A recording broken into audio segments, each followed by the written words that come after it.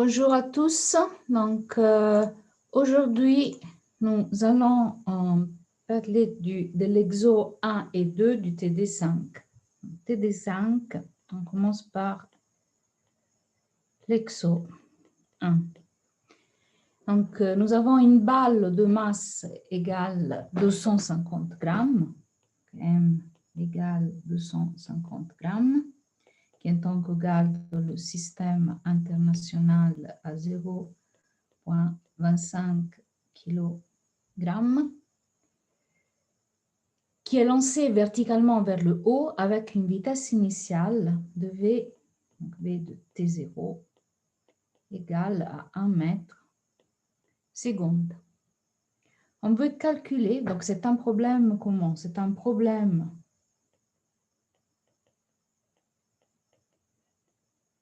à une dimension. Donc je peux faire l'axe des Y. À temps égal T0, la balle se trouve à Y de T0 égale 0. Après, nous aurons un certain temps de TH où elle va atteindre son hauteur maximale. Donc, Y de T égale TH égale à H. Donc, on veut calculer cette hauteur maximale H atteinte par la balle uniquement par les principes énergétiques. Donc, qu'est-ce que ça veut dire? C'est sans utiliser le principe fondamental de la dynamique. On notera l'accélération de la pesanteur G. Donc, la seule force qui agit sur ce système, le poids. Donc, le poids qui est égal à moins G en direction opposée à celle de l'axe Y. Et vous avez donc que G égale à 9,8 mètres seconde carré. Donc, la question 1, quelle est l'énergie cinétique initiale de la balle? Donc, l'énergie, question 1. Quelle est l'énergie cinétique de la balle et quelle sera son énergie cinétique à la hauteur maximale? Donc, l'énergie cinétique initiale de la balle, c'est EC à T égale 0.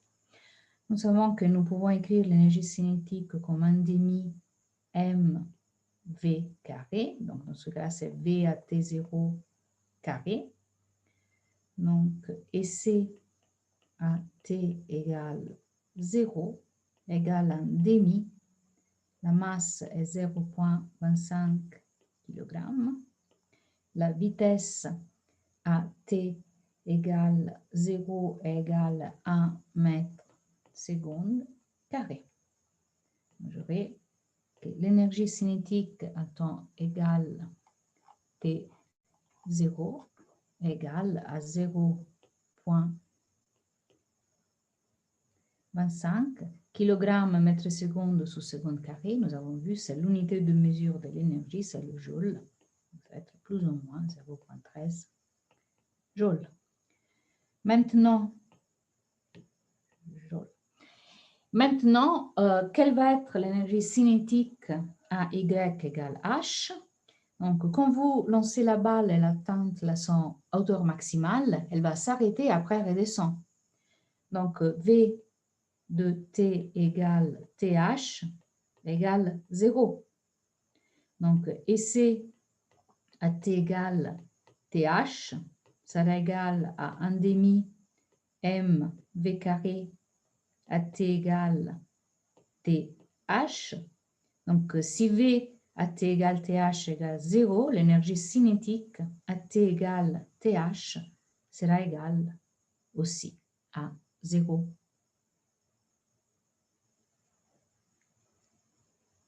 Question 2. Quelle est la variation d'énergie potentielle entre la position initiale du lancer et la position à la hauteur maximale? Question 2. La variation de l'énergie potentielle initiale, donc EP à t égale 0 sera égal à quoi? Donc, nous avons y, là c'est y, à t égale t0, y de 0 égale 0, y de th égale à h. Donc, à t égale t0, quelle est la seule force qui agit sur le système? C'est la pesanteur. Nous avons vu que l'énergie potentielle de la pesanteur est égale m fois g fois y. Donc, à t égale 0, l'énergie potentielle initiale, c'est égal à mg fois y de t0. Donc, mg y de t égale 0. Nous avons vu que y de t0 égale 0. Donc, l'énergie potentielle à t égale t0 est égale à 0. Quelle sera l'énergie potentielle à t égale th? Dans ce cas-là, j'ai mj fois y de t égale th. Et nous avons vu que y égale tth, c'est h. Donc, mg fois h. Donc, la variation d'énergie potentielle entre la position initiale de lancer et la position à la hauteur maximale égale à EP, donc delta EP, égale à P de T égale TH, moins EP à T égale 0, égale à MG H.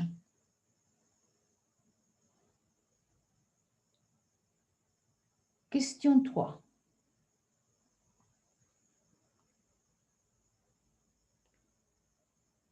Question 3. Quelle est la hauteur maximale atteinte? Donc, pour calculer H, nous ne devons pas utiliser le principe fondamental de la dynamique.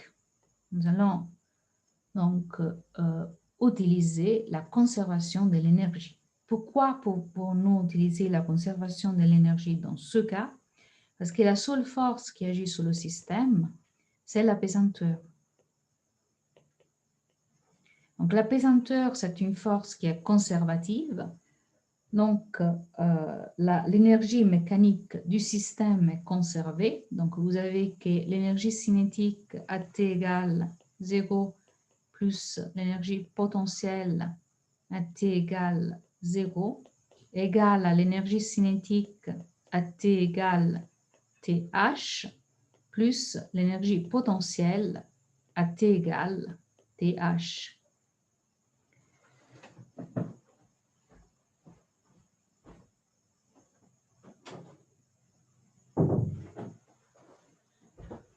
Nous avons vu que l'énergie cinétique à temps égal T0 était égale à 0,13 joules.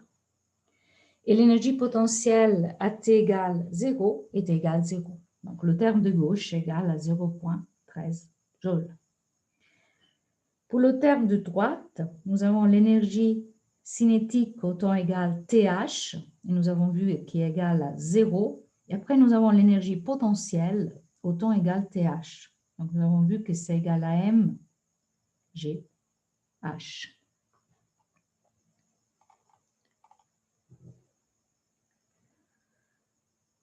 M, nous la connaissons. G, nous la connaissons. Donc, H peut être dérivé de cette expression comme 0,13 joules divisé par la masse qui était donc 0,25 kg, fois G, c'est toujours 9,8 mètres secondes carrés. Et donc, en faisant le calcul, nous allons obtenir 0,05 mètres.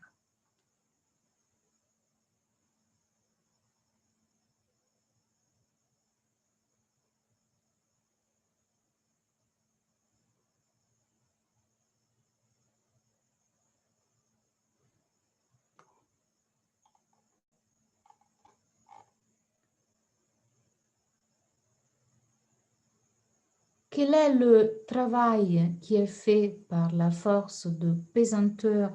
Donc, question 4.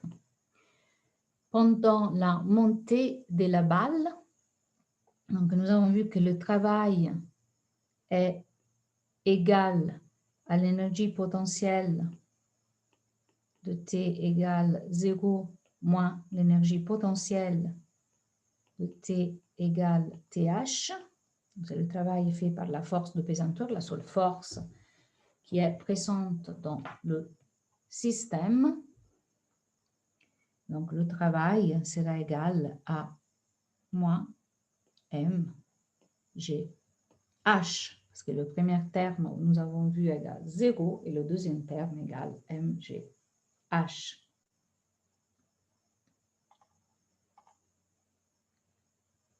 On relie la variation d'énergie potentielle à la variation d'énergie cinétique. Donc, nous avons que tout le pH est aussi égal à l'énergie cinétique de T égale TH moins l'énergie cinétique à temps égale 0.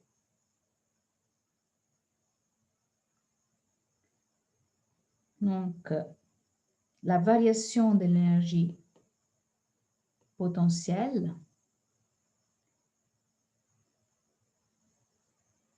que nous avons vu était égale à ET EP de TH moins ET de T0 va apparaître dans cette expression négative égale à la variation de l'énergie cinétique.